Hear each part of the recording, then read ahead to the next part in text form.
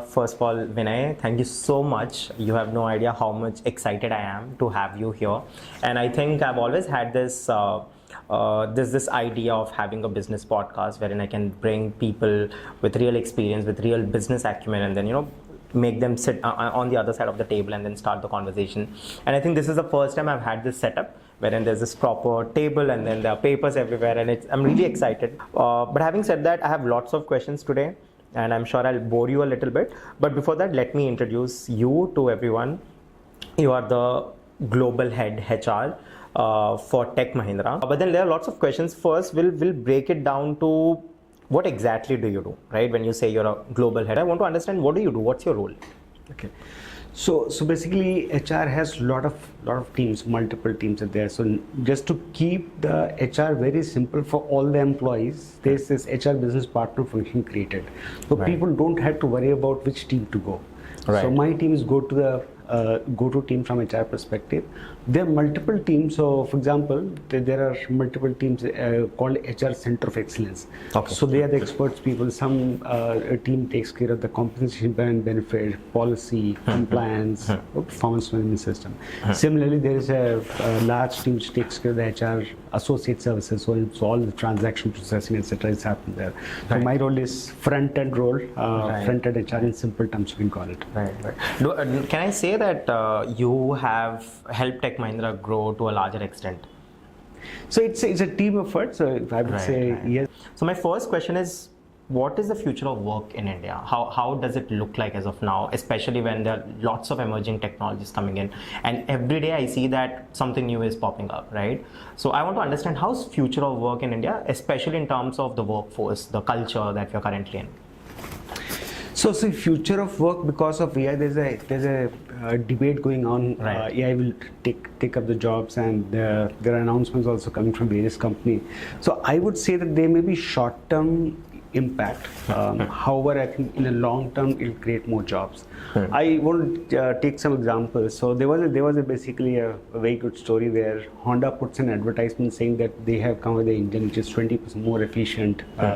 So one connotation of this ad was that maybe I think the less fuel is required. However, what happened is completely opposite. The demand went up multifold. So the same thing applies to IT also. So currently IT is very expensive. So any application or develop, it takes X number of people for 9 months, 1 year. With AI, I think the amount of software which can be churned out would grow multiple times. So there is a lot of latent demand for software, but because of the cost, that is not happening. With AI tools, as the more volume of software can be developed, so the need for software will increase, and net there would be any job losses. But yes, in next 2 to 3 years, there may be impact, because this is an adoption thing. And I also must tell you that though AI is very powerful, there's no doubt that it will completely transform. There are also no doubt that currently we are not there. Currently there are a lot of feasibility issues. It is not economically working out. So we have a period of 2 to 3 years where this technology matures and come to a stage where it is economically feasible. And this is a time I think we should use to upskill ourselves and make sure that we understand how to use and work with AI. So that's how I see the larger picture. So in terms of the action to be taken is that we have to just use this time to make sure that we become AI friendly. I'll definitely want to understand how can the employees today can upskill themselves to be in the market. Because first, I understand there would be a short-term effect for sure, but for long-term, again, as you mentioned, there will be lots of job creations as well. But having said that, I want to understand, how can someone skill themselves up? How can they reskill so that they stay relevant? So first thing is basically we have to have a mindset of growth mindset. So we have to probably break the inertia first. So for example, my generation had the privilege of doing education, then working. And on the basis of BTech, MBA, or BTech, MTech, or MS, basically we have been able to sail through the career. Now going forward, that will not suffice. So people have to continuously reskill. So that first step is to build that mindset, saying that whatever I have learned in the college was not enough. And I think we are already living in an era that everybody has personally realized that the company may provide training to the work to produce the work that company wants me to produce. Right. But upskilling, many tools and platforms company provide that, but people are absolutely ready and they are making their own investment budgets to upskill them to make them relevant. Oh, okay. So it's basically... Is it actively done in Tech Mahindra as well? Oh. Tech Mahindra, I'd say this is a trend among the employees. Okay, right? okay. So people say that okay, a company can support to an extent, Okay. but career responsibility is not with company. Career responsibility is my own, and therefore That comes down to the skills that you acquire. Yeah. So that's one. The second thing is that the peer learning is becoming more and more important, because the skills the skills required are not plain vanilla that coding. If you want you want to learn C#, Python in some language, that's straightforward. But now the skilling is to be done in the context, right? So AI, there could be pure lessons saying how to build algorithm, etc. But AI is in the context of solving some problem. So if you're solving some healthcare problem, you need to really understand that what domain understanding is required, what tech stack is required. So there the mentoring and discussing, conversing with people who are already in domain becomes important. So the reskilling is not as simple as just subscribing to a course and going through that. Right. So linking to the different contexts, which is very important, and that can come very easily if you have the ecosystem where there could be some mentors, there can be some peers who have gone through that path already. So I think building those networks, identifying, developing relationships with mentors would make the reskilling much more fruitful. Right. The other thing is, so in terms of roles, whatever can be, wherever you can make a standard operating procedure, do step 1, step 2, step 3. All the tasks where you can define how the task is to be created will be done by AI. Only those things which require critical thinking, decisioning, interpretation would have to be done with by the human being. Right. So in terms of the future roles, that's the kind of scene I can see that. So therefore, we need to basically make sure that every role will evolve. Whatever can be automated will be automated, but the collaboration part, the context part, and orchestration basically. So there are various tools. There will be several agents, several human beings. How to orchestrate different pieces of work getting delivered with people and creating outcome. That orchestration and the human interface. These two things will be most important in every role. Right. And right now, as you just mentioned, that college degrees are not enough. They're not going to be enough. But before talking about education, I want to understand what are the measures that Tech Mahindra is taking as of now in terms of upskilling their employees, let's say. And then I also want to tell you there has been recent layoff that has terrified the whole world from TCS. Right, TCS has been one of those companies which has been the hallmark of employment, right? The safe employment, that if you are a family or if you have joined TCS, then it's going to be a very long-term association. But now there was around 12,000, if I'm not wrong, employees that got laid off. So I want to understand, since these are the things happening, there's lots of fear in terms of people. First, I want you to please make sure that we address this fear. Second, I'd want to understand what Tech Mahindra is doing and what can they do as of now to start off with. So first of all, TCS is a highly respected organization. Yes. They are the leaders in our industry. Right. And looking at their scale, which is more than 6 lakh employee base, it is hardly about 2%. So which could be basically bottom performance, etc. So I don't think we should read beyond that. So the whole idea is that everybody has to understand that we are sitting at the cusp of a big change. So Tech Mahindra, I'm sure all our peer companies are also doing the same. So they're trying their best to make sure that to make their employees future ready. So there are a lot of proactive programs to make sure there are opportunities for people to understand AI better. So despite providing all those opportunities, there may be some people who still don't get it, and the risk may be limited to that. Otherwise, I think Tech Mahindra as well as all other companies are doing everything possible to make sure that their employees are future ready. Right. And now we'll talk about the education part, right? Yeah. how can we make sure that education today in India can actually make leaders, not just producing certificates or some pile of certificates? Yeah. So I think basically, so first of all, the good news is that India is already recognized as the epicenter for IT talent. Right. So this is established. There's no doubt about that. And the good thing is that India is extremely competitive. So look at JEE or medical or civil services. Every exam, the success ratio is 2%, 3%. Right. So there's a huge competition among talent. So the quality of talent we have good, but we need to make sure that they understand the larger thing. So I use a very simple skill architecture. Okay. 3 category of skills. Should I call it Vinay's skill architecture? I think it will be too much to take the credit of that, but yeah. Yeah. Okay.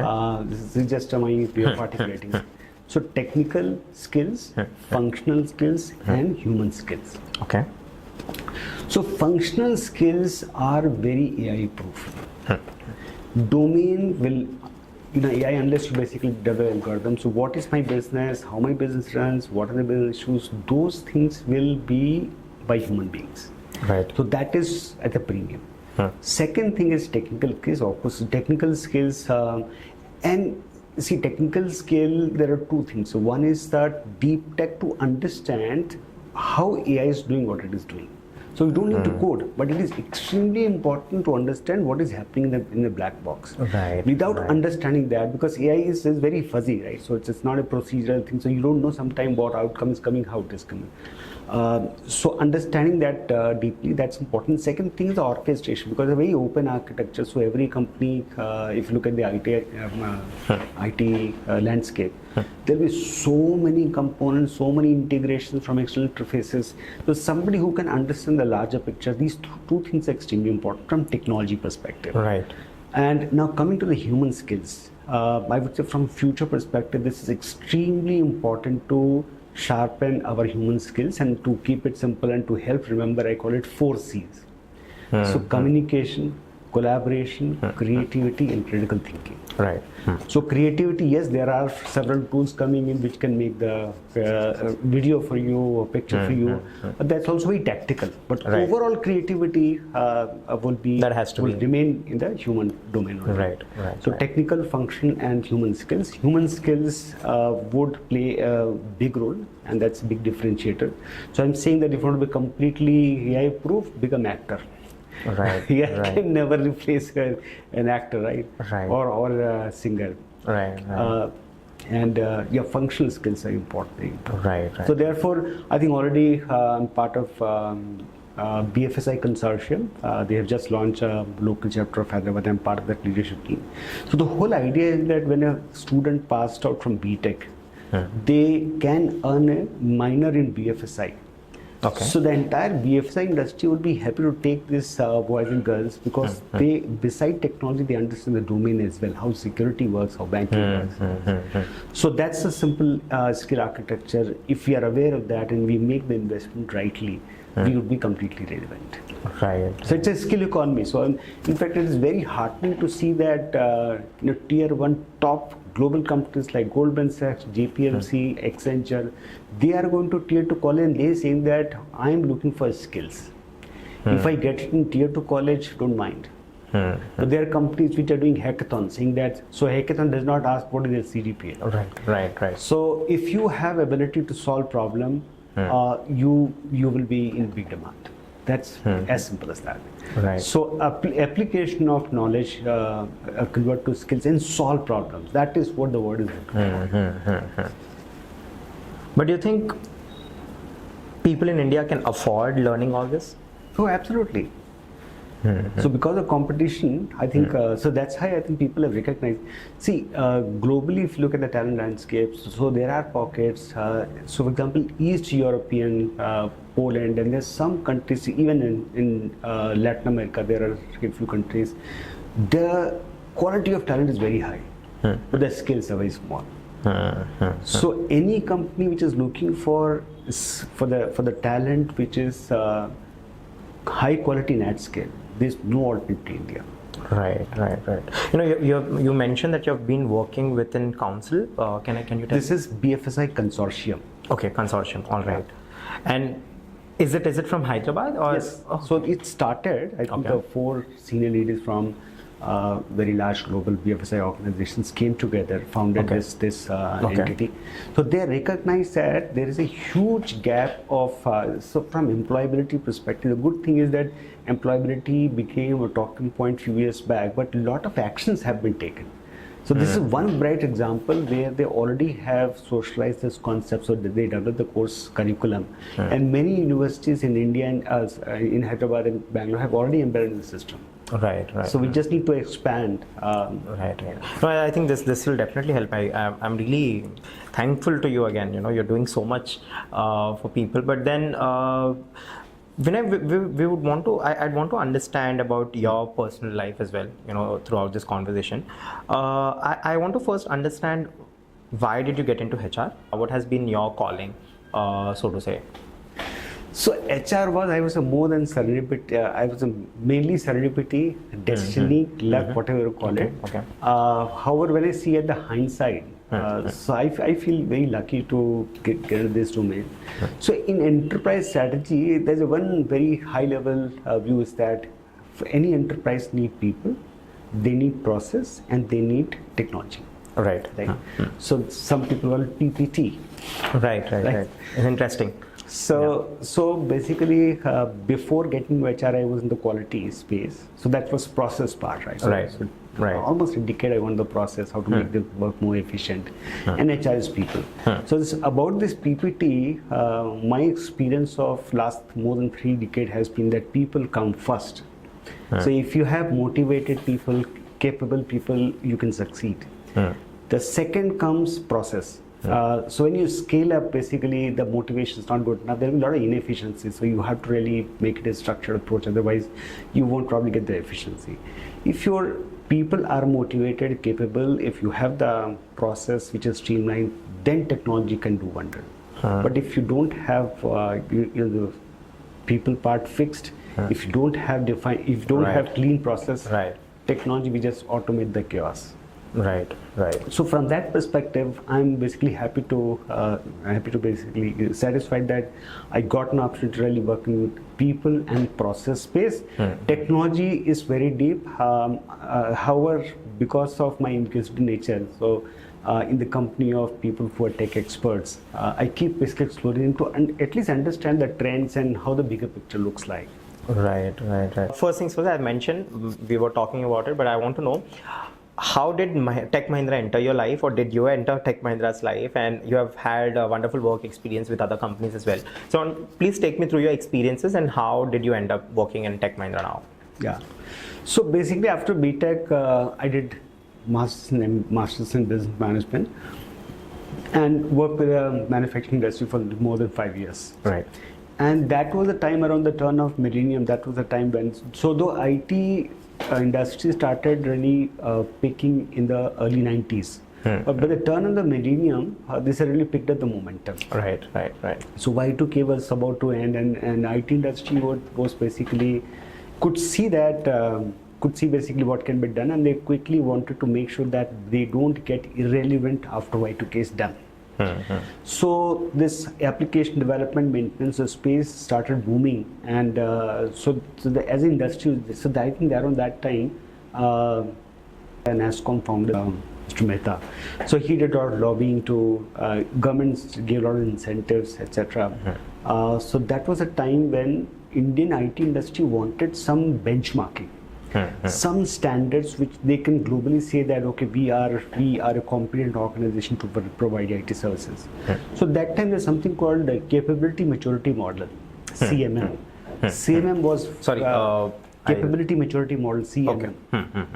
So this model came, and every company of a decent size, they had aspiration to basically increase their capacity. Yeah.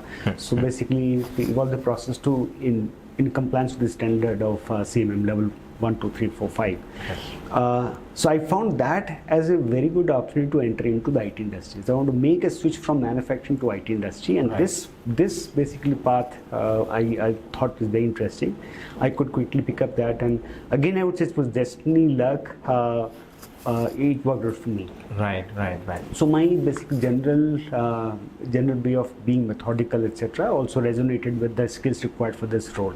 Right. So that's how I spent almost a decade in quality, and got an opportunity to basically not only help set up the processing system for my employer, but did as a consulting assignment to several of customers as well. Okay.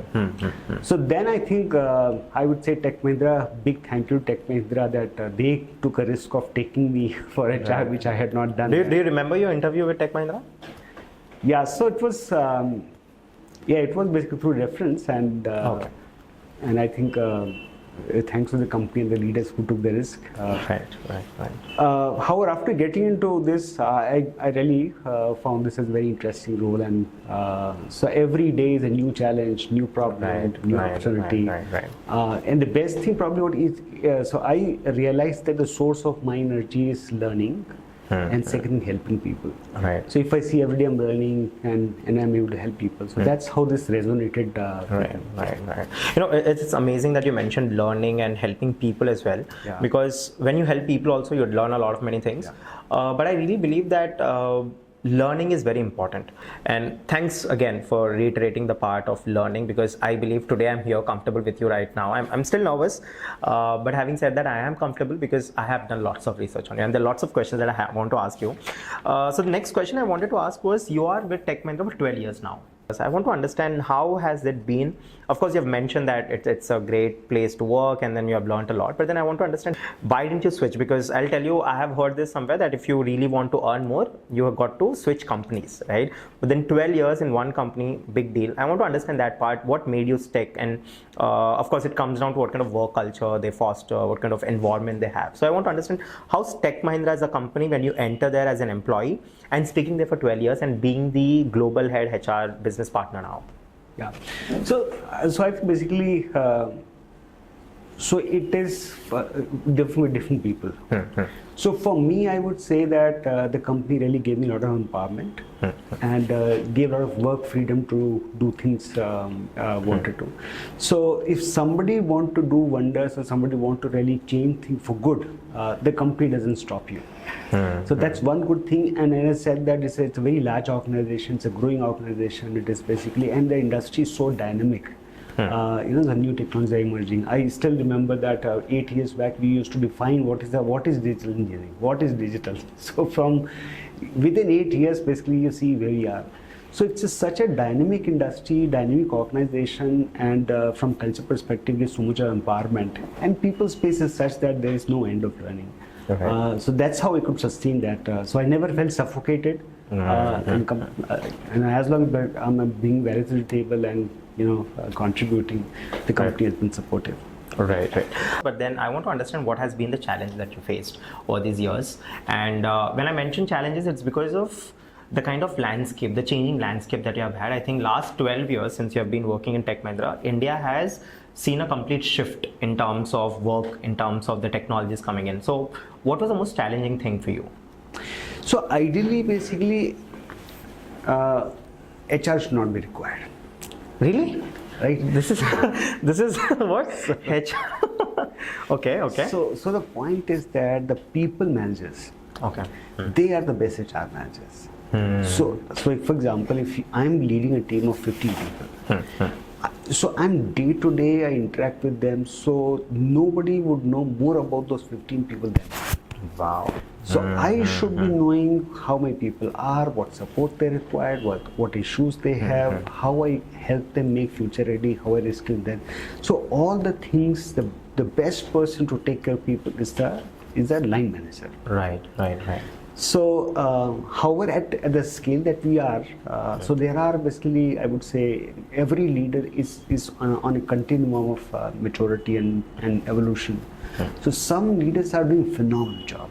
Some who are at the early learning curve, they need support. So I would say HR tries to fill that gap. So that's what we try to do. So biggest challenge is to really handhold leaders, managers to take care of people. And being a large organization, I would say there are people who are very, very, very unique. Some people are very difficult to deal with. Right. So those cases handling is the This is really interesting. I want to ask, what has been the most toughest someone to handle, and how did you handle it? So sometimes it also becomes because people come with a very, very different mind, very argumentative, not open to understand, not open to. So they have been such people, and it is extremely, extremely difficult to. Have you dealt in? Oh, yeah, okay. With HR, there is the one of the bigger responsibilities for any HR would be retention, right? I want to understand, how did you manage retention? What has been your go-to things that helped you in terms of retention? Yeah.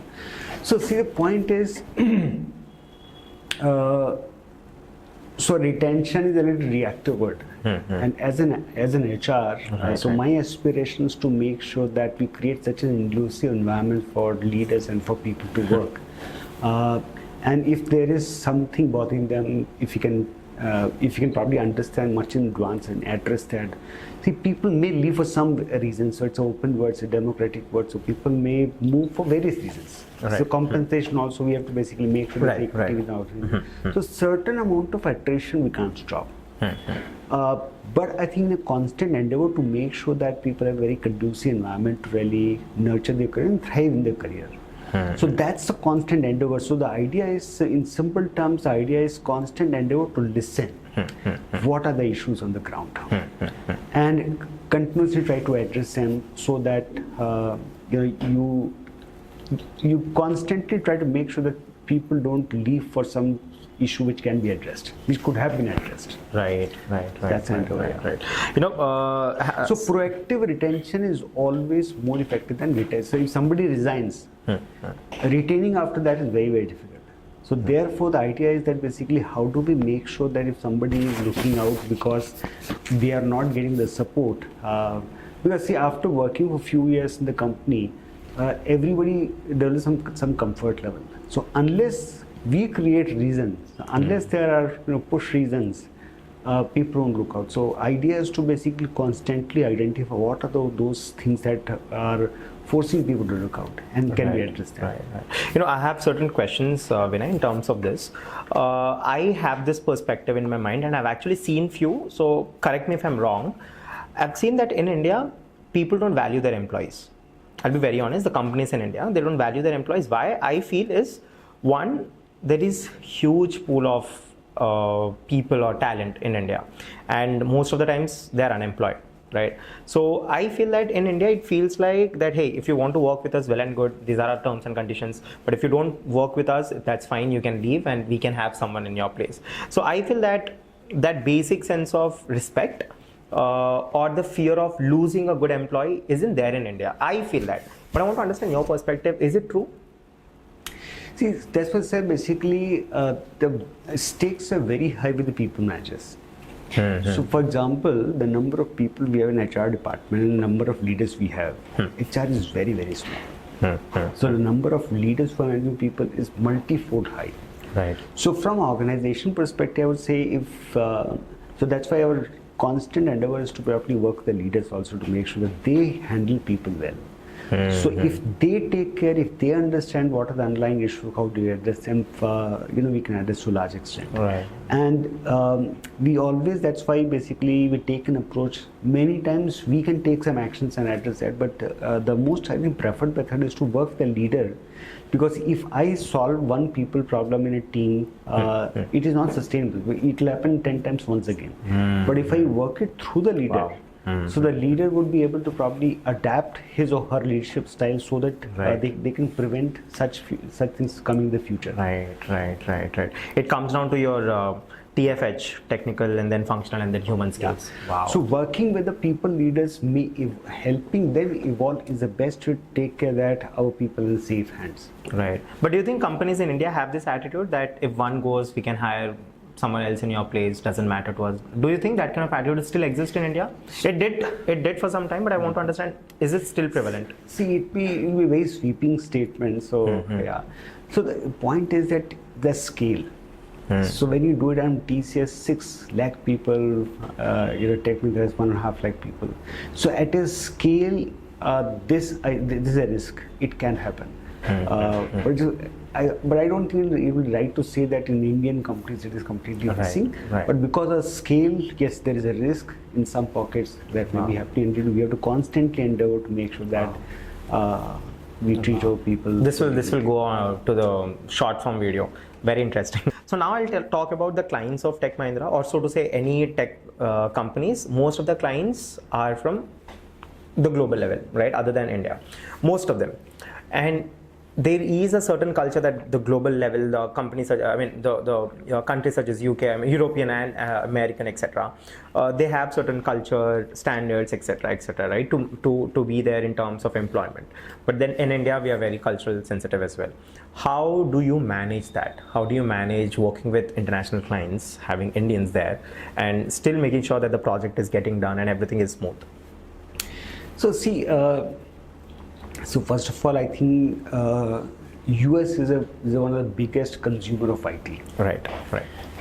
So anyways, with US people going there working, they coming here. So this has been happening for last more than 2 decades. Right.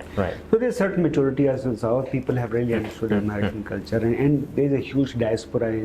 So in terms of the culture understanding of US and India is pretty good. Europe is a lot more sensitive to culture, and there's no Europe culture. There is each country of Europe, they have their own culture. Right. So that part also. So what happens is that therefore people who interface with the customer at their location, right? So intense interaction with the customer. Right. So those people are, I think, people who have that kind of maturity. They are placed there. So they are the bridge between the customer and the Tech Mahindra team in India. So the cultural part is really taken care of. So that is, I would say, relatively less challenge, because in business term, it is the delivery. What is the expectation to deliver? So there I want to share a perspective that there is a transition, and the opportunity for the entire IT services industry is to rise the value chain. So the way it started 25 years back is that basically they would give you what used to call software requirement specification, SRS. So they give completely everything defined, that this is how you build a application for me. Okay. So so basically our team's job was to make sure that we develop software as per requirement. Now they're saying that you are my partner, which means that you There's should no defined. Okay. So don't completely. I will not basically define complete requirements. So understanding the current problem with the customer, etc. You participate with us as a partner.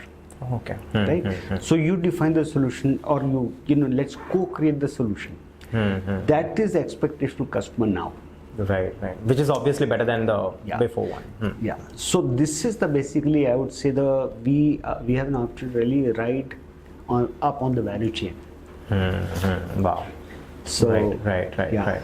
So it's not easy, but I'm sure it is happening in sense that, and we have to probably maybe move a little faster to grab the opportunity. No, I want to draw a comparison between China and India here.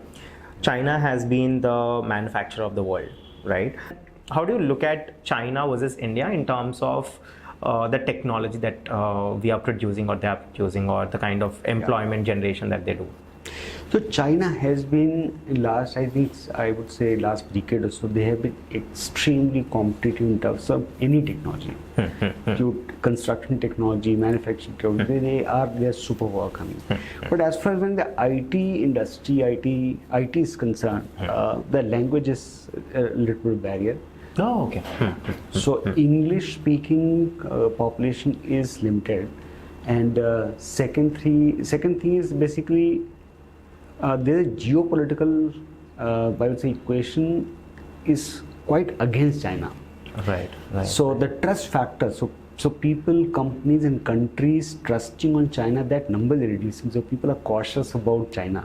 That plays to a big advantage of India. Right. Wow. So India, the soft power of India is now becoming a huge strength. And English-speaking population, we are the second largest English-speaking population in the world. Right. And IT skills, because of the huge competitiveness in the system and because of the demographics, it's still basically we have so many people who are hungry to really prove themselves. So that's why it will continue to be epicenter of the IT skills. Wow. IT talent, yeah. Wow, this is by far the hands down moment of the podcast. Amazing. And I think there are lots of things going on with China, in terms of their government as well. I do not know whether that's right or wrong, but when I look at China, I feel like it's a lone warrior. And it has always proven itself somehow. But having said that, we'll move on. I want to understand, since technology and AI is entering HR. So as of now, we just spoke about how technical skills are important, how AI is going to take over or not, and how is everything going to be. But then I want to understand AI in HR, because HR, as we see human resources, we see it's more of a human skill. It's more of retention. It's more about people management, etc., etc. But then now, since AI is also entering into HR functions, I want to understand how are you taking measures to adapt to it, or how is it exactly, and what's the kind of infrastructure that's there as of now? Yeah. So I'll try to share the larger perspective. So yeah. So if you take if you look at last few centuries, so especially the IT, especially the industrial revolution. So industrial revolution happened. Then came the IT revolution, internet IT revolution. Currently we are going through artificial intelligence, which is so we are basically some tasks are getting automated. So automation within IT. So the first phase was application development, and then came automation, robotic automation. Right. Then came intelligent automation, which is AI. Now the intelligence itself will get automated, which is what is we call artificial general intelligence, or Meta calls it artificial super intelligence, which means that the reasoning power of human beings would get in there. Right. So this is how the roadmap looked like. So I'll just repeat within please. AI. So within AI, we started with the robotic process automation, RPA. Then we moved to intelligent automation, which is what we're doing currently, whether it is generative AI or it is agentic AI. Then the next one is we are automating the intelligence itself, which may take 3-4 years time, and there's a huge Meta is giving huge salaries, etc. Oh yeah, the poaching and all that every day. Yeah, yes. So the whole point is that whatever can be automated is getting automated fast. What basically is left out is the human side. So if you look at from HR perspective, so what HR aspires, so our aspiration is to really spend time, keep in touch with people to understand how do we support them. So for example, having that pulse itself of 65,000 people that I'm supposed to support, humanly it is not possible. Right? So we do some focus group discussions, we do some pulse survey, etc. So I'm saying that at this scale, simple task like understanding people, understanding the pulse of people is humanly very difficult. Right? So if I use tools to understand how's the mood, then I can focus on addressing that. So currently getting the pulse of people continuously itself is a challenge. So similarly, performance management. Now performance management so within an enterprise there's so much data about each person, but currently it is not IT enabled. So what happens is that annual appraisal. So in annual appraisal, basically for the whole year, the guy might have really changed the managers, he might have worked with 2-3 managers. So once a year having that appraisal does not really capture what all happened in the whole year. So use of technology can bring all that knowledge, can accelerate the learning part, the performance management part, the pulse part, so that we focus more our effort in terms of addressing them. So human side is becoming more intensive, and all the things which can be done by the technology will do that. So I'm seeing basically it will be a dream for HR professionals to see that this technology becomes so handy. So we focus on how we help our human beings, how we basically take care of the human side of employees. Did you start the adaptation in Tech Mahindra already? So currently, I think basically agentic AI. So Okay. generative AI is basically people are using. There are a lot of use cases. We are also using that extensively. Agentic AI is in terms of the return on investment, in terms of economic viability, there are questions, and across the globe.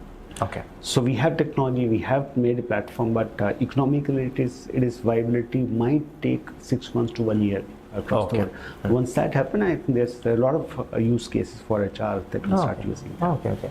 Now, Vinay, one thing that I really want to understand is, do you think in the coming future there will be companies which will be run by just one founder or one CEO, and the entire process could be automated? Yeah.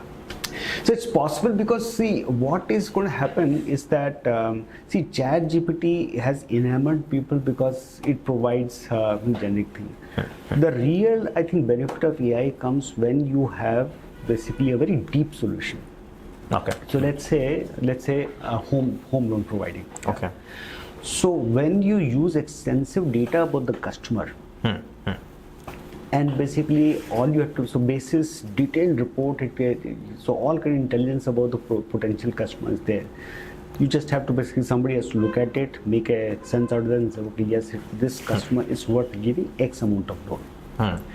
So wherever basically enterprises or the startup companies are picking up a specific problem, right? So let's say qualification of potential customer for home loan. Wow. Just that.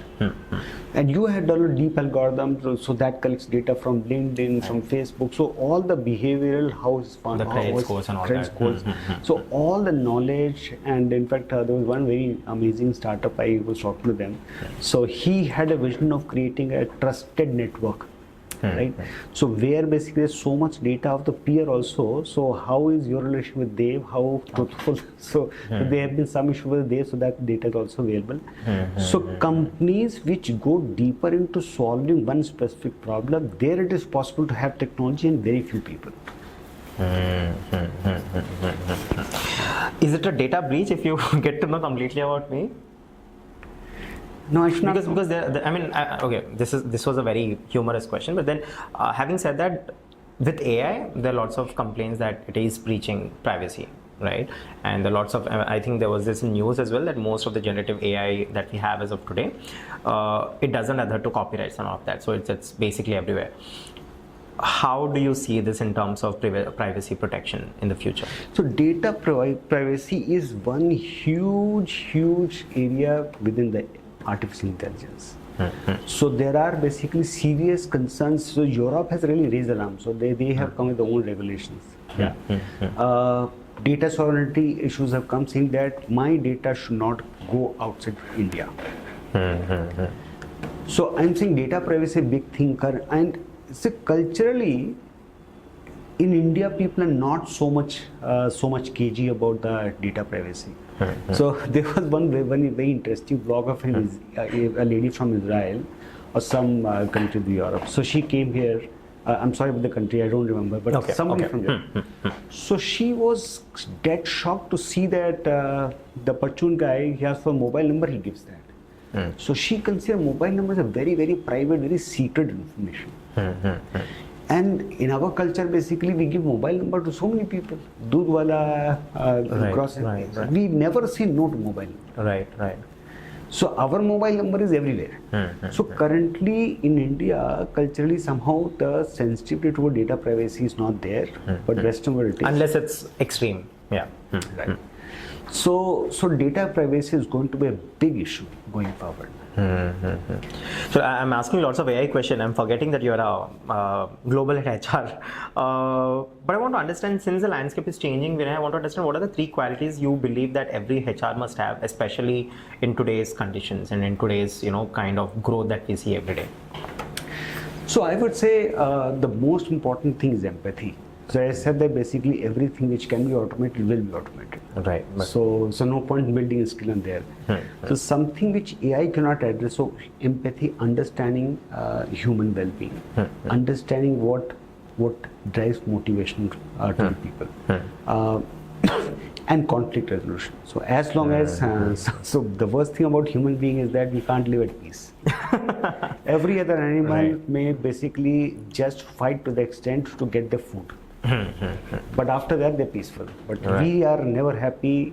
Right. We will fight. So conflict Right. resolution, understanding the softer side of the human being, empathy. These I would say these are two very important qualities. Right. I'm really sorry, but I'm really curious. What are the few things that you recommend when you are trying to solve a certain conflict or a certain friction among your team members? I'm sure you have done it in the past, of course, it happens. But what are your key noticeable things or someone who can learn from you in terms of conflict resolution? Yeah. So basically, nowadays even children have become very autonomous. Right? So even to basically give an advice to my son, I have to think that Right. how I deliver that. Right. So direct advising doesn't work most of the way. Most of the time direct. So you have to basically, the best thing is Socrates' way of coaching. Right. So if you can make the person think, and not just saying that this is right, this is wrong, other the person gets. So I would say if you can make the person think, make the person realize, and then if you ask for any specification, give that. That's the approach I best believe in. Right. Amazing. So you're a father. So you have learned a lot from your kids as well. Yes, absolutely. Is this why you're a HR? You're just noticing everything? So in fact, there's a very again, I think it's across the humanity, not Tech Mahindra, or not India. So the point is that the current generation, which is Gen Z or Gen Z, so people who are just entering into the workforce, let's say last 2-3 years. So basically, their belief and their behavior is very, very different from our generation, right? So usually clash happens. Okay. And it's a very kind of a recurring thing that people come saying that we have asked this person to go to the X place and work in this project, and this guy is refusing. Please terminate. What HR action you're taking? Right. I said basically this is the easiest thing to do, but this is the wrong thing to do. Okay. We have to have the conversation. So this generation, they want clarity. Right? So they basically will ask you upfront questions saying that how my journey will look like. In next 1 year, what will happen to me? What I will go through, what trainings I'll go through, what enterprise I'll do. So I have, I constantly basically suggest people, advise people not to brush off these questions. We have to face. We have to have a conversation with them. We can't. So we can't have an attitude think that तुम तो बच्चे हो भी, तुम career की बात कर रहे हो, शांति से बैठो, कि ना. I'm just loving this because you're taking us so seriously. Right.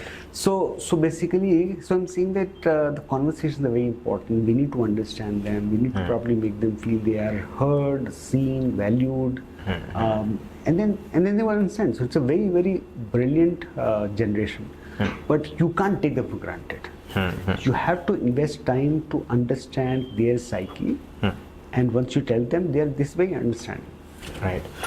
One more question regarding Gen Z and millennials. What are the common differences that you see with the kind of work that a Gen Z do and the kind of work that a millennial do? What are the upsides and downsides So in both the technically, generations? millennials, I fall into millennial. Right, and I am a Gen Z, so yeah. So see, the difference is that, for example, ability to cope with ambiguity. Sorry? Ability to cope with ambiguity. Okay. So things are not clear. So Gen Z are not good at that. So we are fine saying that a boss never told me their boss here. This generation say boss ho koi bhi ho. Like I asked a question, I'm asking some clarity, you have to provide to me. So they want clarity. Second thing is they are very egalitarian, so they are not. They don't believe in saying a boss is boss. The other thing is that the Gen Z is very poor at asking for help. They will suffer, but they don't probably raise their hand saying that I need help. Okay.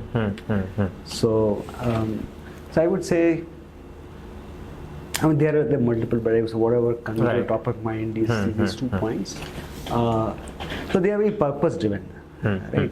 So for example, our generation basically, maybe we wanted to prove ourselves. We didn't have this financial backing, etc. So we had a mission to really understand.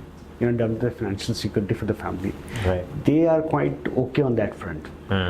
So they value experience, and they also basically are very purpose-led. So if, for example, environment or basically sustainability, social upliftment. These causes they are very passionate about. Believe it or not. So there, I would say everything is bright only. So there's nothing, no problem. But the point is that this difference has to be valued. We have to work together. We have to converse and respect each other. And as the understanding develops, both can really work in a more collaborative way. Right. Yeah, please. And that's basically so differences are not to be regretted. Differences are not bad. So easy approach is differences. Basically, you don't like difference, just align to me. Instead of that, say okay, that Dave is different, so does not mean Dave is bad. I just both of us need to probably have conversation, work together, and realize what are the differences and how do we sort them out. Right. So certainly, I should say, Dave, basically, I lack this quality, I lack this approach, so you're complementary. So differences can be complementary, and that's, if you work towards that, you can work out an equation where both that diversity becomes a strength. Right. This question I have also asked because I see lots of LinkedIn posts where these, now it's on a rise that Gen Zs are not more trusted in terms of workforce. Like they're people, So we take it for granted. We say that basically we don't attach so much of significance, and that is what they regret. Wow. So you can't discount me, you have to count me, you have to basically work with them. So so it's not a very difficult thing, but the moment we accepted that the difference is not bad. Right. Right, now we'll move on to the next question. I want to understand the working models in India. After COVID, I think this has changed.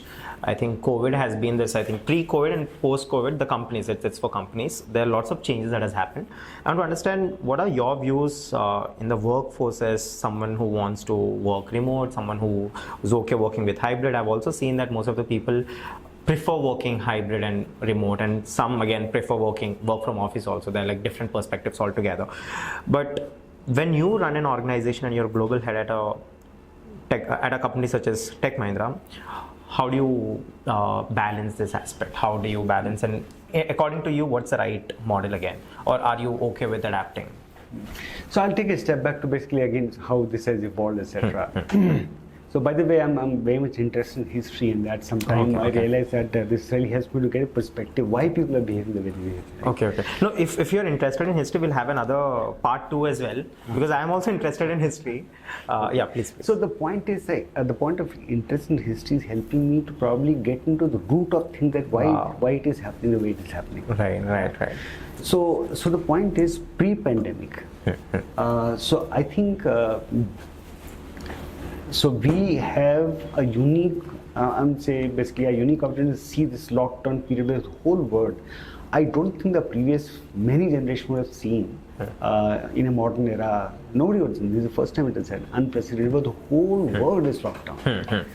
So many things happen which were never even imagined. So for example, banks will say, no way, if you have to open the account, you have to come to branch. I can help you all the way, but no way. And even in IT industry, the banks would say that, okay, you leave your mobile outside, so many security protocol, you can work only in this defined space with a very tight security, etc. But when this option was not available, the whole world, so very quickly people changed the standard, saying that, okay, I will have the different security architecture, but they had no option but to enable work from home. So 2-3 things happened from society perspective. So first thing we realized that work from home is a possible thing. Second thing, people realized that basically both the spouses working hard is not the only way. So the life can be basically, we can be master of life and probably work out a balance in a fashion that we don't have to sacrifice ourselves for the career only. Right. And therefore people say, okay, yes, there's a mid path, and we can probably reconfigure our life, etc. So there's a irreversible change happen. So work from home, that option people have tasted. So, and they're good or bad thing. So when the pandemic, I remember that basically in the 1 month lockdown phase, so that was the only time since there was no car in our community. There was the lanes, and we used to play badminton with both my boys. Right. Which never happened. I don't know when it probably happened there. Right. So it was a joy. People say, okay, my travel time is saved. But after few months, people realized that I'm ending up working for 12 hours. And then tension starting at home, the family, I would say the quarrels between husband and wife, the increases, etc. So first of all, people have tasted the work from home model. Right. There is downside of that also. So we as what's the downside of that? I mean, downside? It's a proven thing that basically it is not good for husband and wife to be 24/7 together for continuous. Yeah. Really? Okay. Yeah. So because see, the office was, and people realize, is a very important social place as well. We don't go office to only work. We go to office to have gossip during the lunchtime, tea breaks, etc. So we made so many friends there. So apart from work, there's a lot of social aspect of that. So the downside of work from home is that, and that's basically people have realized, that's the reason why they're saying that. Otherwise, the companies are also saying that everybody can work from home, then what's the problem? There is some problem, that is why people are insisting, right? Companies are insisting. So we realized that technically you are right that basically if some brainstorming has to happen, if there's some problems to be solved, technically I think people can connect on a call, connect on a Teams, but somehow that human vibrations don't happen in the virtual world. So when basically 6-7 people sit together. Sorry. Yes, please.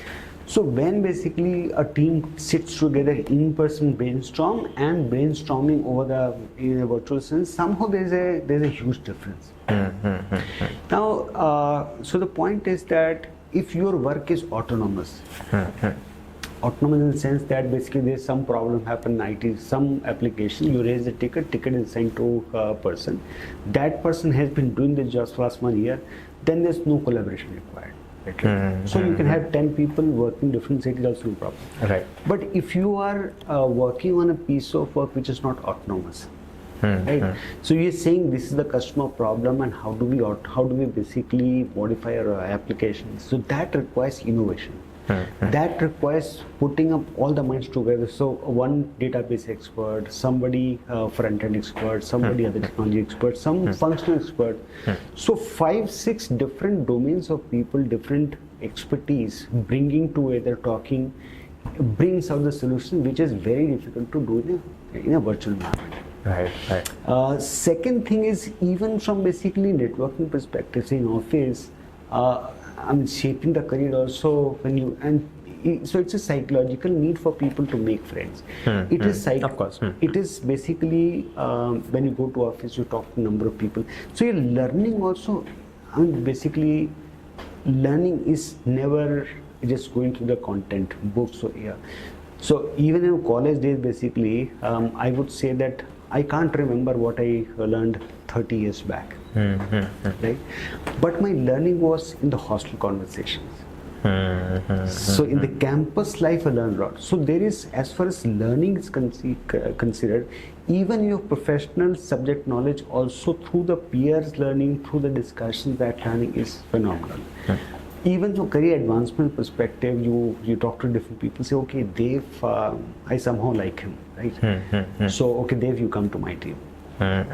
So there are a lot happens in terms of what you can deliver, how you progress your career, how do you learn.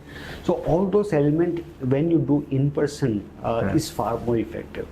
So, however, we also realize that basically hybrid is a good middle path.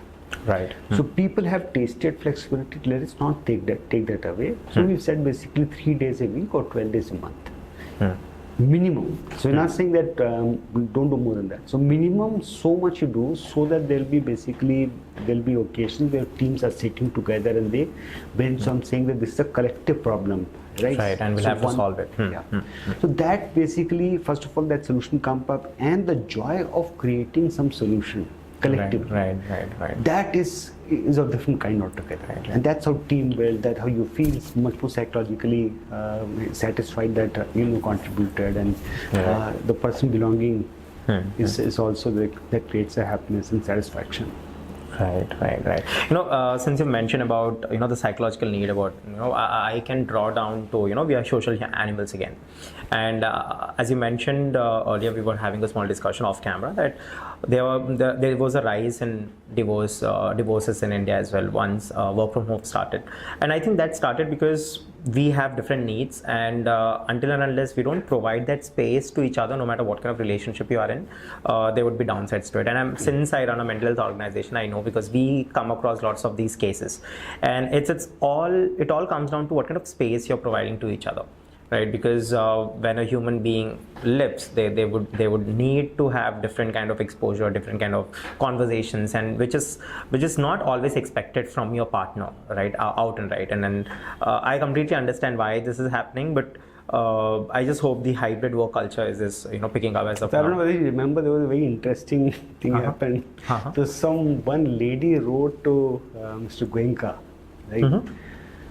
Saying that please start work from office. My husband is so much used to coffee, I have to make 10 times coffee for him. So please let him go to office and back. It's becoming too much for me.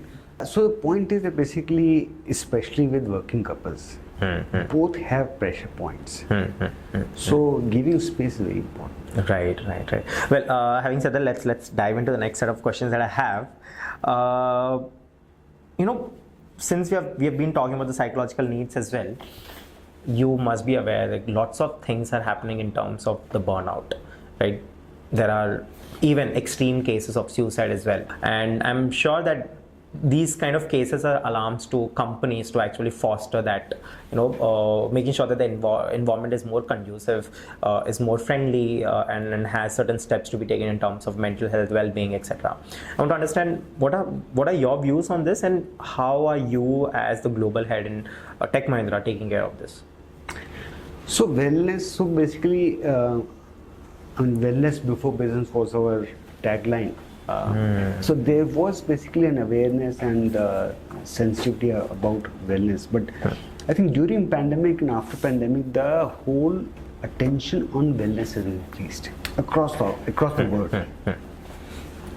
So every company is doing that. So we are doing a lot of things to basically help our people. So physical fitness, so physical wellness, mental wellness, spiritual wellness, financial wellness.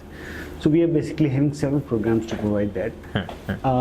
But I want to make one important point is that these things are very valuable, and we're trying to basically make it community-based. So people who have common interest in yoga, building community, because most of us know that yoga we should do yoga, we should do exercise, but somehow that kind of regularity doesn't come. But when it becomes a group thing, then you start enjoying it.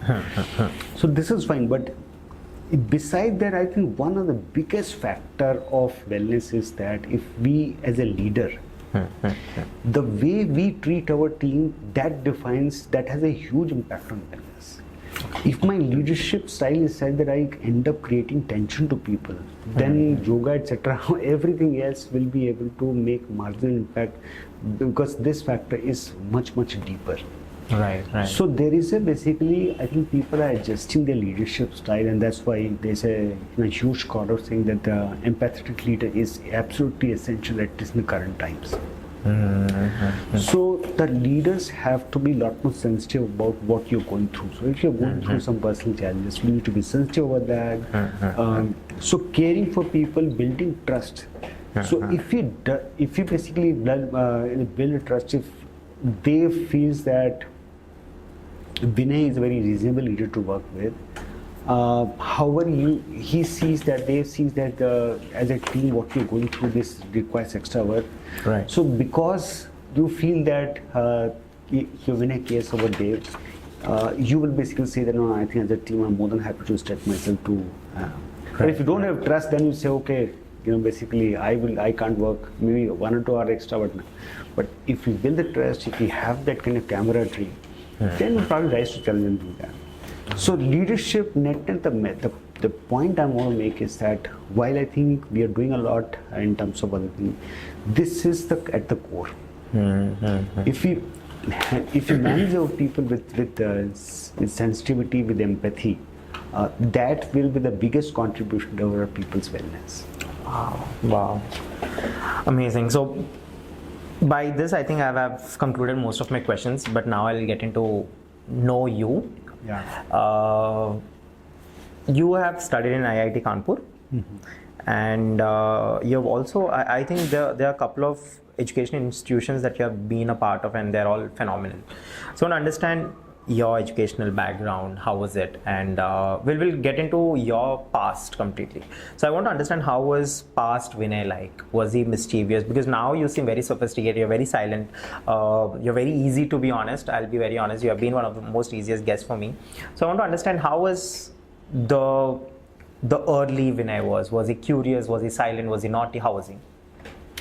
So basically I come from a very humble background, right? So our parents and 4 siblings, so 6 of us, we stayed in a 1 bedroom. Okay, so you were 4 kids and parents, of course. Okay. Yeah. So 6 of us, we spent 20 years in a single bedroom kind of unit. So and both parents really work hard to raise us. So basically there was, I would say,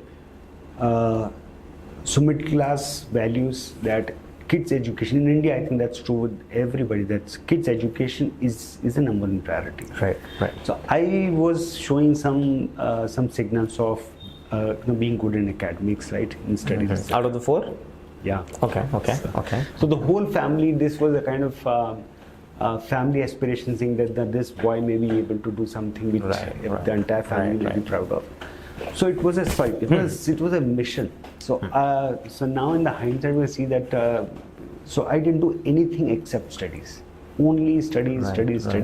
And that time the career awareness was also very limited. Where were you based out of? Kanpur, yeah. Okay, Kanpur. Okay. So basically the career we were aware of doctor engineer. So doctor was not possible for me because the sight of blood made me giddy.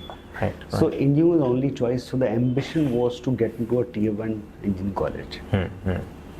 And it was a family ambition, and everybody would support, saying that okay, you just study, everything else will this kind of okay, right. So I don't know anything in the life basically besides studies, and fortunately I could make it. No, they did a great bet though. They were very right. Yeah.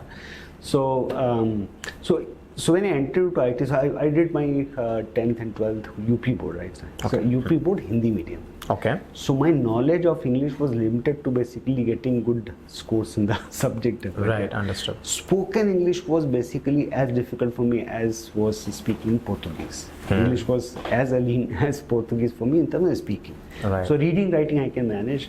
Vocabulary was very limited to get good marks in the 12th. Right. So vocabulary, spoken English, very, very bad state. So I think basically, I remember in a class, basically, even if thank you, if I had to do that, my tongue will really, I would, yeah.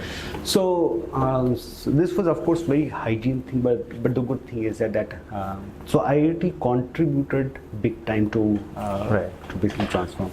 So those, as I said, that those subjects was fine, but the biggest learning happens in the campus living.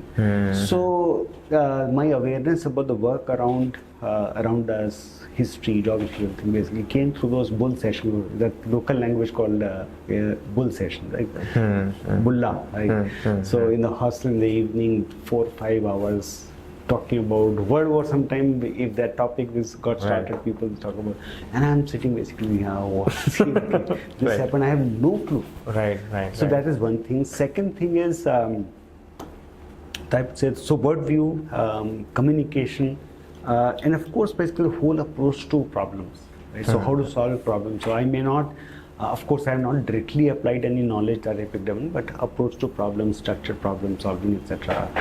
That's something basically IT contributed. Other thing IT contributed is the humility. Right? So though you may be the topper of school, but when you come there, Right, you know, right. हरे कबाब बैठा है वहाँ पे. Right. So the local term called bakat, right? So bakat means superlative, super intelligent. So there is always basically a person who is 10 times better than you. So everybody knew how much we don't know. Right. So that's a reality check for everyone. Right. So that got ingrained. So humanity is ingrained, saying that there are always, please don't think that you are the smartest person. There are, Right.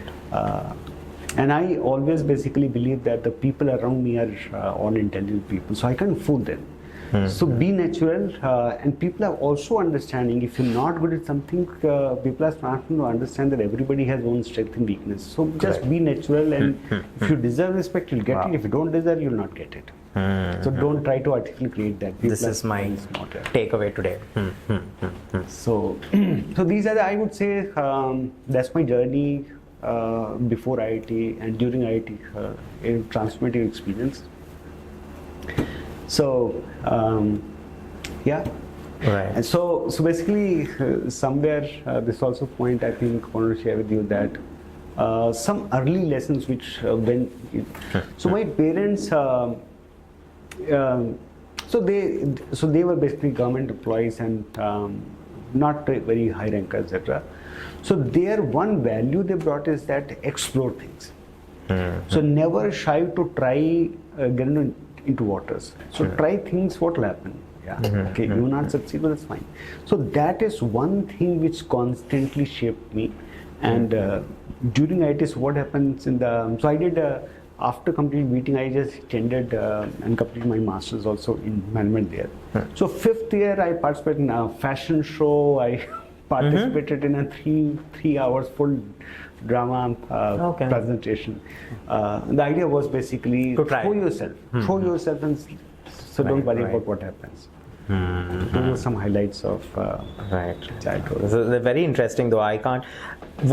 So fashion, tell me about it. What happened? What was the event about?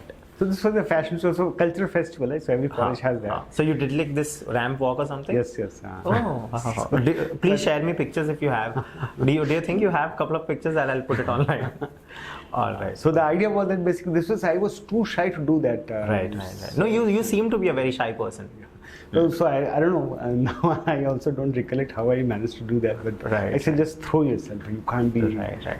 Okay. Hypothetically, if someone told you to do that today, would you be comfortable doing it? Yeah, I don't mind because I've seen so much over. Yeah. Right. Perfect. Cool. So since you have spoken, I want to understand your mindset regarding these things. Of course, when you come from a middle class family and you see your parents doing lots for you, and there's always this guilt that probably I might not do enough, or there is always this whether I'd be stand or whether I'd be that person that they think us to be, and etc. There are lots of things that happens, guilt. But I want to understand what has been your mindset always. Like, was there an innate hunger in you that what मैं करके दिखाऊंगा? What kind of? So I think basically IIT movement was that. Okay. So call it Arjun type focus or whatever. But there was a so that was a angst, right? That basically we have to show, and there's a whole uplift in the entire family. So they basically I was the first engineer in my khandan, the whole. So it was but I think so. I understand the question you're trying to ask. So many times people say, "What is the secret to success?" So I say basically, it all depends on your hunger. If you are hungry for success, it will come to you. So when we don't achieve outstanding thing, it's only because we're not hungry enough. I promise you I'll be very hungry from now on. But having said that, if I can ask you, what is success to you today? So this would be a contrary of what you thought success was before, when you were studying in IIT and you wanted to prove to your parents or do something in life. Was this now? So success basically in those times, my ambition was that I should have enough money to take care of my family. So if I have a desire to take them to some nice trip, I should not basically be constrained. So that dream is fulfilled. So basically, by the grace of God, whatever we want to do, first of all, we are simple people, so we don't have huge desire to go to seven star and all that. But whatever desires are, traveling, international travel, we are able to do that. Now, I will say this point onwards, or basically, last few years, next few years, the aspirational desire is to make an impact. So it is certainly beyond money. So that is why I'm affiliated with a lot of industry bodies like HICIA, like NHRD, like SCSC, and this BFSI consortium. Right. Giving the back. idea is to basically give back to the ecosystem, because this same ecosystem which has brought me here. And if I have the capability, how I can give it back. So it is impact. It will not translate to the salary hikes. It will not give me a tangent of what, but at least that's a responsibility I feel. To the extent I can do that, and basically feeling and seeing that I can create some impact is what what feeds my soul. So, example, I started one trust, right, for people to help financially.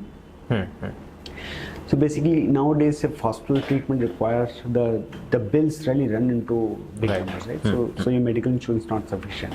So I created a trust where people can voluntarily contribute some 75 rupees or 150 rupees per month through payroll, and that, because of volume, becomes a big number. And if somebody's in that need, so we probably contribute 5 lakhs, up to 5 lakhs. Yeah. So basically, that's a kind of legacy. So now I'm there or not there, that that part is taken care of. So that legacy will stay on, whether I'm there or not. So likewise, basically, there are a lot of things my current role and the platform allows me to do that. So that's what basically the driving force now. Wow. I take this opportunity to ask all of my guests to tell me what do they think life is all about. So this was the starting point of my podcast. If you ask me why did I start this podcast, it started with this one single question: that what is life to you? What is life according to you? What's your perspective on life? So if you can sum up according to to the time of age that you have lived so far so gracefully, I want to understand, what do you think life is all about? So life is basically, see, it's a rare opportunity. So enjoy life, do what you want to do. But I will say that try to give back in the way, in the sense that you deem fit. Right. Amazing. Thank you so much. So enjoying is also equally important. So basically, in terms of pursuit of studies and success, etc., one should not really compromise on this aspect as well. Right. And this is very biased question that I ask all of my guests again. I want to understand, since you are a global head, HR business partner with Tech Mahindra, I want to understand what is something that you've noticed in good leaders versus great leaders. And if at all you may, can let me know, which leader are you? So certainly I'm not a great leader, so that's aspirational. But that's what I want to become. So great and these are all perspective. There's no right or wrong. So good leaders are the ones who are able to motivate team to deliver achieve the goals of the team. Great leader is one that really inspire each individual beyond that project, beyond that duration of it. So even if basically you leave or he or she leaves, they say that, oh, this is something basically Vinay is left in me, and that's something he triggered, which has made a huge positive impact to my life. So and it is not that basically everybody can do to everybody. So I think some people, at least basically they acknowledge that I have made a difference to them, but the great leaders have done at a huge scale. So legends like Ratan Tata, even Anand Mahindra. So they are the people who have done at a scale. So they have inspired millions of people. So, but in my opinion, that is the greatness. Right. Since we have spoken about it, I have this one question, and then probably we'll shift the course of our podcast. This question is something I think everyone can relate to it. It's about highs and lows, dealing with your high and dealing with your lows. I'm sure you might have had lots of experiences yourself where you might be low, right, in terms of the capacity to perform or the capacity to take the kind of knowledge what the world is trying to give you. But then I want to understand, how do you deal with your lows specifically? So this is a very deep question, and I would answer basically from personal experience. So this is very, very important because the lows come to everybody's life. So basically, there are 2-3 things which I do to manage myself in those vulnerable phases. So one is just kind of, I would say, faith on God. Okay, all right. That's one. Second coping mechanism is to basically set some smaller goal. And so that basically drives the energy, saying that, okay, forget about everything else. This is doable, let us do that. So have set some small goal, achieve, then that boosts your confidence. See, basically, I would say confidence is our existence. If you lose the confidence, we're gone. So when you set small goals, achieve them, you boost your confidence and you sustain, that's how you sustain. And the third thing is that, as somebody said, that if good times don't last, bad time also don't last. Wow, okay. So just hold on yourself, just keep doing what best you can do that. It's a nature's rule that the bad time also end. Right. So these are 3 coping mechanisms I really Right. And I mean, since you're a HR, you have had lots of experience. How do you take care of your work-life balance? So I have yet to meet a person who says that, okay, work-life balance I was able to accomplish. Right. So it's always struggle. So I would say the best possible thing is to make best use of weekend, at least one day of the weekend for the family. Right. Which also I'm sorry, I think I've taken half day today. That's fine. Right. But then you are a father now of 2 wonderful young kids, boys. Yeah. Okay. You have also mentioned that you learn many things from them, right? But then one thing that a man learns, and it's very important, I believe, is that when he becomes a father, there are lots of things you learn when you become actually a father, and then there's lots of clarity that you get that, oh, this is why my father was like this. So I want to understand, what are the things that fatherhood has taught you? So again, very, very powerful question. So like in my childhood, so I had a dream, or a family had a dream. For my boys, I did not define any dream for them.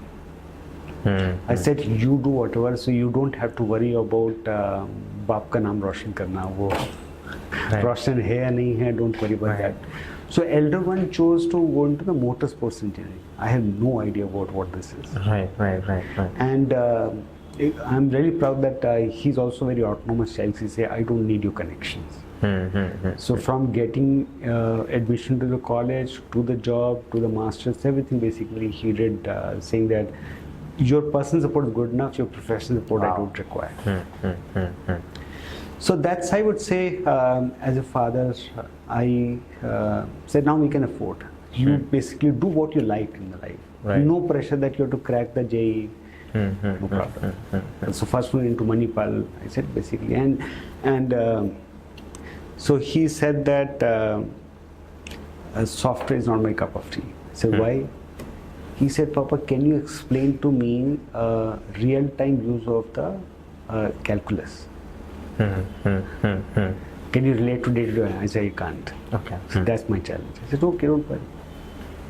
Do auto. So then he said, I want to go to racing. Okay, go racing. Right. So he figured out which are the best universities in UK, got admission there, did masters. Right. So I feel basically good that they were basically, I think, were focused more on parenting, right values, etc. But how they want to shape their career is completely left to them. So, are you content as of now? So life is basically never goody, but yes, I have no major regrets. But the point is, my one ambition is to really give back to the ecosystem. There is a huge opportunity, and that keeps me going. Right. What are your plans for Tech Mahindra? What's the future in the coming next 5 to 10 years? Yeah. So our Chief People Officer, whom I report to, Mr. Richard Lobo. So he is a very evolved leader. Privileged to work with him. So he has a vision of creating a world-class HR in Tech Mahindra. So very inspiring, and he basically says that okay, if not everywhere, but pick up 2-3 areas where we can be really exemplary. So that's one vision for HR perspective. For my own team, which is HR business partner, there are 2 visions. One is employee experience.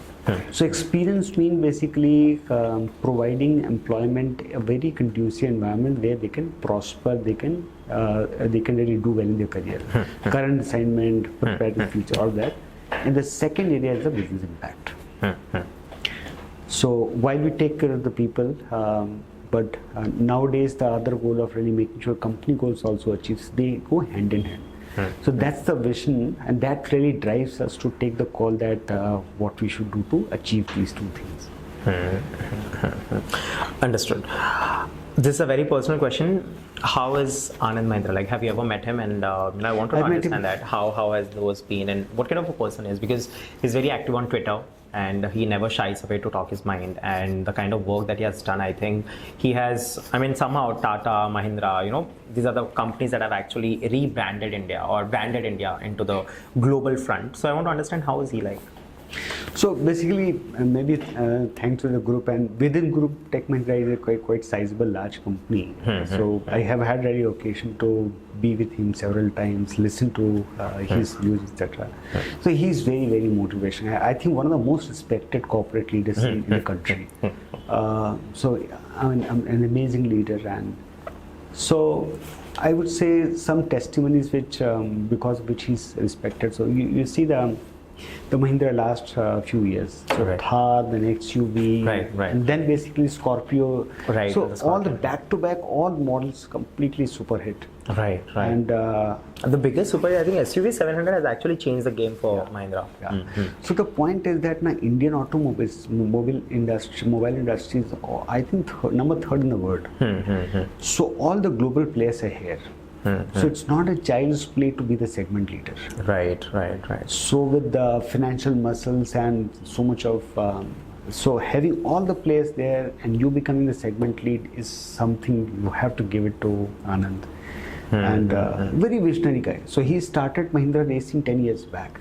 And he knew that if you have to build a global brand, it doesn't happen in a day, right? So he has basically a very long-term vision. So Mahindra University. So his vision has really helped shape the university world class. Right. Even Tech Mahindra. So I think this very bold decision to. So there was a bidding, right? So it was a very bold step to take Satyam. Right. So I think LTI, Mindtree, they were also L&T and Tech Mahindra. We were So that was I would say again a legend like Anand. Taking such a big bet, buying the company, and thereafter, so there is a book called 100 Days Turn of Satyam. Yes, I've read it. So within 100 days, this was, I would say, a very a profound milestone for the corporate India. How this turned around is amazing. Wow. Yeah. Were you there? Were you working with Mahindra by any chance when the acquisition was happening? So I joined Tech Mahindra in 2013. Okay. So it happened. Okay. Yeah. So it happened 2009. So I have not seen that, but I was lucky that 1 month after my joining, we got the court approval of merger. So so basically Mahindra Satyam became Tech Mahindra. Right. Could you, again, this is very interesting. I'm sorry I'm taking most of your time, but could you tell me what happened, to everyone? I'm sure there was an uproar, right? And Satyam was, again, one of the biggest companies in Hyderabad back then, right? People, almost 50% of IT employees have worked with Satyam, I'm sure about that. So could you please take me through what exactly happened, what went wrong, and when does this acquisition happen? How was the whole landscape of technology in Hyderabad or in India? So first of all, Raju was a visionary leader. And I would say in those times, the ERP, Satyam was the market leader in ERP. Right. Business intelligence. So BI practice was the biggest in Satyam. So it was, I think Raju was a very visionary leader. He thought really far ahead. So investing in people, etc. It was absolutely legendary. It was a more of an accounting fraud, which started in a small manner and then basically just bubbled up. And when basically it came out that it's become so big that it's not possible to contain that. Sustain. Then he chose to basically self-declare. But I think so accounting fraud is one thing, but otherwise there's so many bright sides of this. So there was one of the board of directors. So government had appointed a board. To come down. So there was a guy called Manoharan.